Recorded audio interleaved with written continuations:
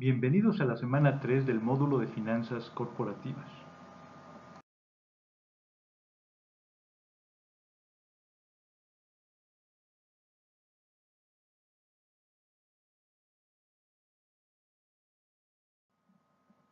Durante esta semana veremos los temas de administración de riesgos y las variaciones del tipo de cambio.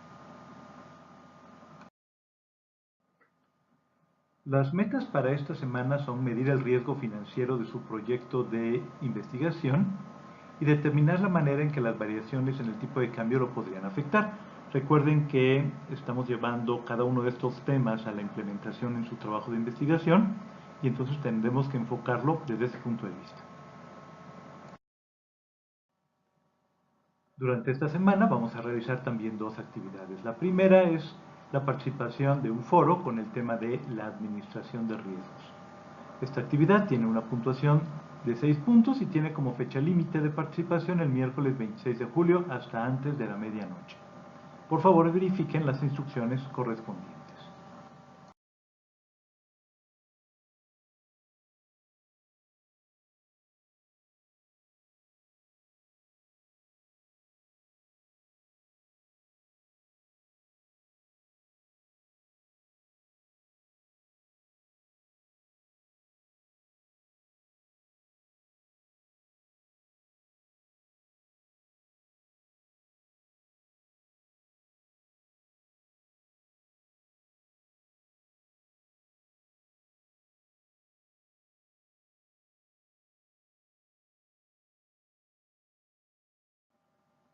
La segunda actividad consiste en el desarrollo de un reporte con miras a integrarlo en su proyecto de investigación concerniente a determinar la forma en cómo las variaciones del tipo de cambio en su país afectan a los precios del mercado y por tanto a las empresas.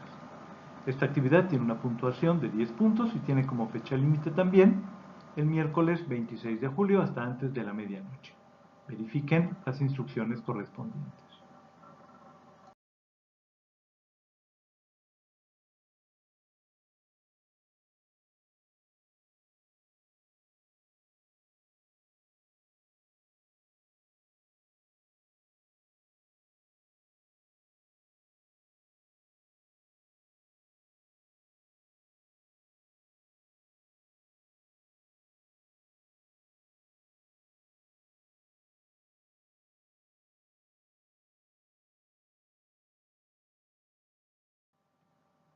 Pues bien, iniciando con nuestro tema de administración de riesgos, podemos decir que la administración de riesgos financieros es una rama especializada de las finanzas corporativas que se dedica a el manejo o cobertura de los riesgos financieros. Es por esto que este autor Body escribió en 1998: la incertidumbre existe siempre que no se sabe con seguridad lo que ocurrirá en el futuro. El riesgo es la incertidumbre que importa porque incide en el bienestar de la gente. Toda situación riesgosa es incierta, pero puede haber incertidumbre sin riesgo.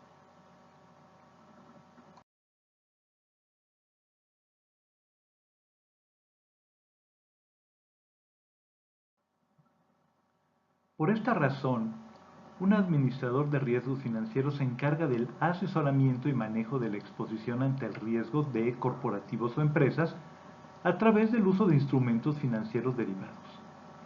Para brindar un panorama más particular sobre la administración de riesgos, en este cuadro se puede apreciar la diferencia entre objetivos y funciones de la administración de riesgos financieros. Por un lado tenemos como objetivos identificar los diferentes tipos de riesgo que puede afectar la operación y los resultados esperados de una entidad o inversión, mientras que la función es determinar el nivel de tolerancia o aversión al riesgo que se tenga en un momento determinado.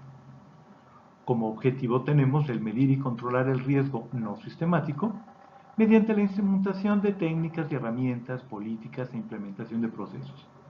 Pero sus funciones son la determinación del capital para cubrir un riesgo, el monitoreo y control de esos mismos riesgos, el garantizar rendimientos sobre capital a los accionistas y el identificar alternativas para reasignar el capital y mejorar rendimientos. Existen diferentes tipos de riesgo y en este cuadro podemos apreciar 4 de ellos. el riesgo de mercado, el riesgo de crédito, el riesgo de liquidez y el riesgo operacional. Cada uno de ellos tiene su definición porque abarca un tema muy específico del riesgo. Así que cuando hablamos de riesgo de mercado, estamos hablando de los cambios que se derivan en los precios de los activos y pasivos financieros, o lo que se le llama en el mercado las volatilidades, y se mide a través de los cambios en el valor de las posiciones abiertas en el mercado. El riesgo crédito se presenta cuando las contrapartes están poco dispuestas o de plano imposibilitadas para cumplir sus obligaciones contractuales y entonces incurrirían en insolvencias por parte de este crédito. El riesgo de liquidez se refiere a la incapacidad de conseguir obligaciones de flujos de efectivo necesarios, lo cual puede forzar a una liquidación anticipada de la entidad, transformando en consecuencia las pérdidas en papel en pérdidas realizadas. Y el riesgo operacional, que se refiere a las pérdidas potenciales resultantes de sistemas inadecuados, faltas administrativas, controles defectuosos, fraudes o errores humanos. Otros 4 tipos de riesgos son el legal, el de transacción, el de traducción y el económico. El riesgo legal se presenta cuando una contraparte no tiene la autoridad legal o regulatoria para realizar una transacción. El riesgo de transacción está asociado con la transacción individual denominada en moneda extranjera. Esto nos referimos más a temas de comercio exterior, importaciones, exportaciones o movimientos de capital extranjero y préstamos. El riesgo de traducción surge de la traducción de estados financieros en moneda extranjera a la moneda de la empresa matriz para objeto de reportes financieros. Y como cada país tenemos una manera de reportar de manera muy particular, aunque habemos muchos que estamos con las normas internacionales de finanzas, de cualquier manera, bueno, ahí existe ese riesgo. Y el riesgo económico está asociado con la pérdida de ventaja competitiva debido a movimientos de tipo de cambio. Para poder hacer frente de manera eficiente a estos temas del riesgo, existe lo que se llama un proceso de la administración del riesgo. Y en el cuadro podemos identificar los 5 pasos de este proceso. El primero es la identificación del riesgo, que lo único que hay que hacer, bueno, pues es determinar cuáles son las exposiciones más importantes al riesgo en la unidad de análisis.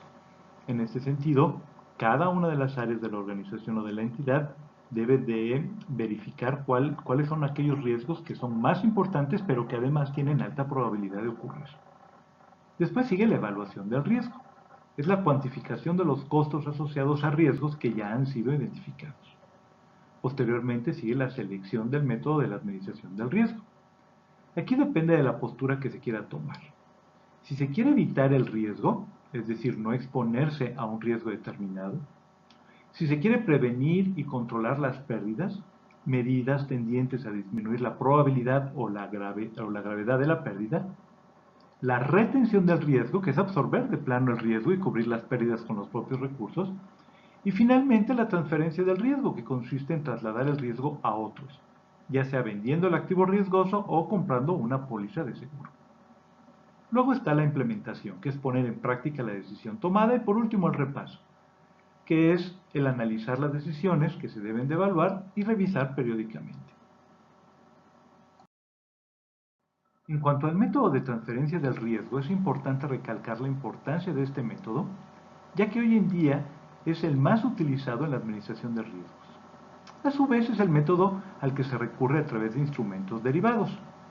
El método de transferencia del riesgo cuenta con 3 dimensiones que vemos en este cuadro: la dimensión de protección o cobertura, el aseguramiento y la diversificación. La protección o cobertura sucede cuando la acción tendiente a reducir la exposición a una pérdida lo obliga también a renunciar a la posibilidad de una ganancia. El aseguramiento significa pagar una prima, el precio del seguro, para evitar pérdidas. Y la diversificación significa mantener cantidades similares de muchos activos riesgosos en vez de concentrar toda la inversión en uno solo. En lo que se refiere a las variaciones en el tipo de cambio, las principales implicaciones se dan en el comercio, ya que el tipo de cambio resulta fundamental en las transacciones que se hacen para importar y exportar bienes entre los países, dado que es la razón de cambio de sus monedas. Una disminución en el tipo de cambio hace que una unidad de la otra moneda pueda comprar menos pesos y por lo tanto menos productos, lo que disminuye las exportaciones. Por otro lado, permite a los nacionales comprar una divisa extranjera con menos pesos, lo que abarata los precios de las importaciones.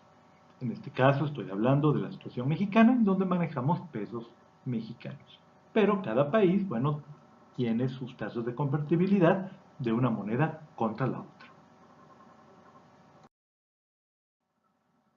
De manera análoga, un aumento en el tipo de cambio abarata las exportaciones y encarece las importaciones. Esto tiene implicaciones principalmente en la inflación, ya que muchos de los productos que se importan son alimenticios, lo que encarece su costo y su precio al consumidor. Por otro lado, un tipo de cambio elevado permite un mayor nivel de exportaciones, lo cual es cierto, pero solo en algunos productos.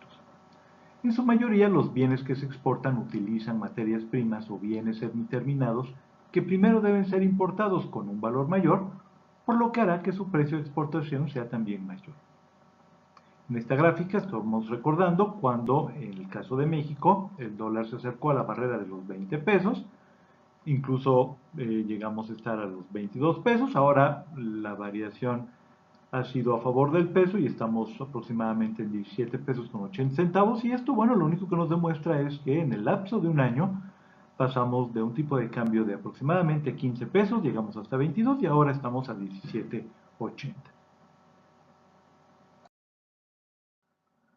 El tema entonces es, en primer lugar, cuál es la política nacional con respecto al tipo de cambio, es decir, cuál es el esquema de tipo de cambio que tiene cada uno de ustedes en su país. Y en segundo lugar, cuáles son los instrumentos con los que se cuenta en cada país para hacerle frente a estas volatilidades y que afecten lo menos posible al mercado, como pueden ser las coberturas de todo tipo.